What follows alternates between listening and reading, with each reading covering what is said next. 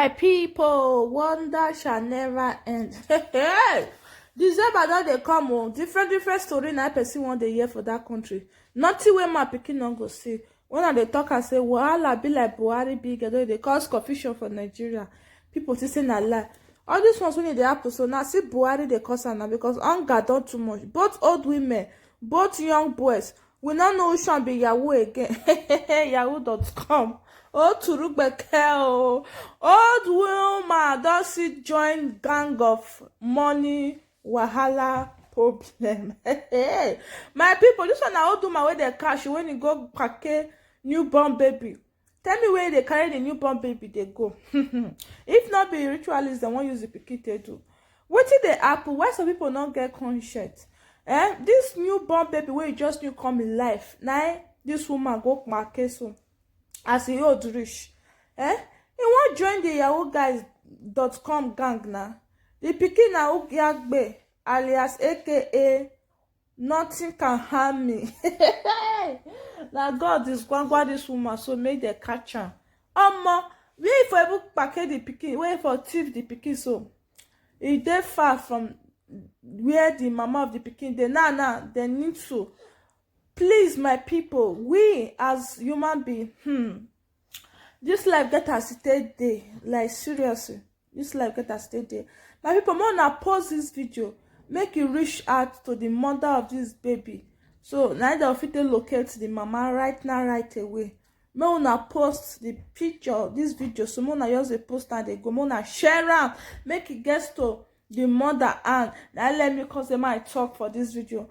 My people, watch the video and drop your comment below. If you are new here, I appreciate you. God bless you. I love you so much. Please don't forget to turn on the notification bell. Each time I upload new video, you will be the first to see. And don't forget to subscribe to this channel. Share this video. Drop your comment below. And for my returning subscribers, love to you all. God bless you. I love you. I still remember when I get. My name still remain S.A. Aquas G. Okay. Why are you joining now? Yeah, so madam. So one go there with your uniform. No, person go there with this uniform. Somebody go there with the uniform. So this is Anambra Youth Volunteer. This is what is happening in Opiweka right now. So I'm making this video to enlighten every one of you. If you have any woman that just gave to birth that is looking for her child, or maybe that sold her child, anything, please, even the government and the masses, you will help us to locate this woman. This is the woman in question that will cut with the baby. So, and this is the chairman of the youth. So this thing is happening right now in Opiweka. If you have any miss to this baby, please alert us. So madam, you can, madam, concentrate. So chairman, tell us please. Caught the woman with the baby. According to the interview, she said she received the baby from Oko in Asaba. Okay. She resides in Onitsha here, while she's from Enugu State. Okay. Which side in Enugu? Madam, please tell us, which side in Enugu State are you from? Amiche. Amiche Okunano. What? Enugu State. Okay. That is where she's from. Please, I'm saying something. Okay. So she said she intercepted the mother of this child on the way. Okay. On the way around the Oko village. In Asaba. In Asaba. Okay. That's where she got this child. Okay. I asked her how much she gave to the mother of this child. She did not say the particular amount, but she mentioned that she gave the woman only a little money. I don't know exactly. So, madam, please. Madam, woman, please tell us your name and your address. My name. Please speak louder. Rosaline. 5 Ajasa. Number 5 Ajasa Street. At where? Onitsha. Onitsha. Okay. Ego na-esi mgbe ahụ na obere ego ka ị nyere nne nwa. Obere ego ahụ ị nyere nne nwa bụ ego one. Yes, Madam, please be sincere. You know, we just rescue you from the masses. People. This one shocked me. I happen I don't watch the other video. So we'll talk about this new video when you decide bring. So this video now about Ketra where they say make it cook for party. Ketra can't pack all meat to everything they want to do party. Ketra can't pack their hide, you won't carry their go out. Even in pack go give your ancestors. In pack go give great grandchildren. I never see this thing before since I did work out for social media. This one shockalized me according to Parara.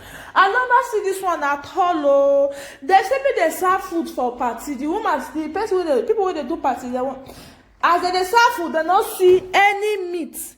Ketra don't pack all the old meat. I na small meat that Ketra can't bring come out.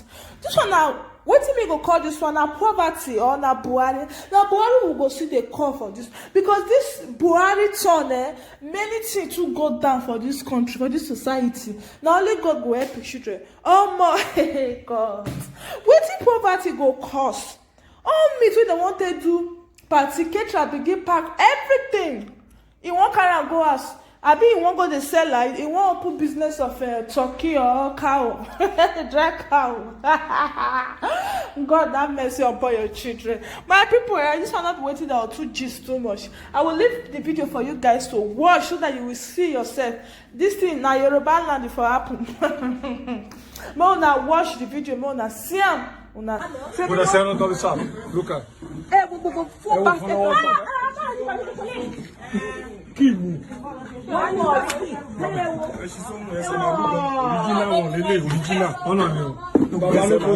Original everything. Film it. The catcher was going to take it away. We did not have. Yes. We did not have food to eat at the party. There's no meat. There's no meat.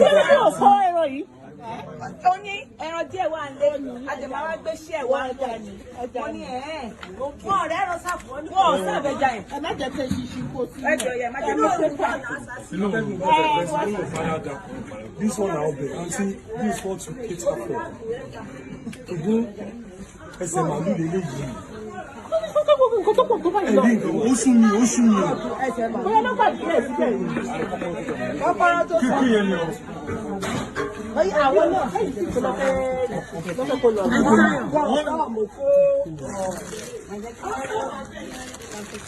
Ìgbà tó ń sábà fún kò fẹ́ràn. Gbogbo ẹ̀ lórí bí. Bàbá ló gbá kí ẹ dà lọ́wọ́. Bàbá ló gbá kí ẹ dà lọ́wọ́. Start it, show it well, we'll put it on Instagram. Àṣà mi ègún lórí ìgbé. Wọ́n sọ ọ̀rọ̀ kò sẹ́yìn. Ẹ̀rọ díẹ̀ wà ní. Bàtà yìí máa gba sí ẹ̀wà nú ẹ̀. Ní pé kìíní kan.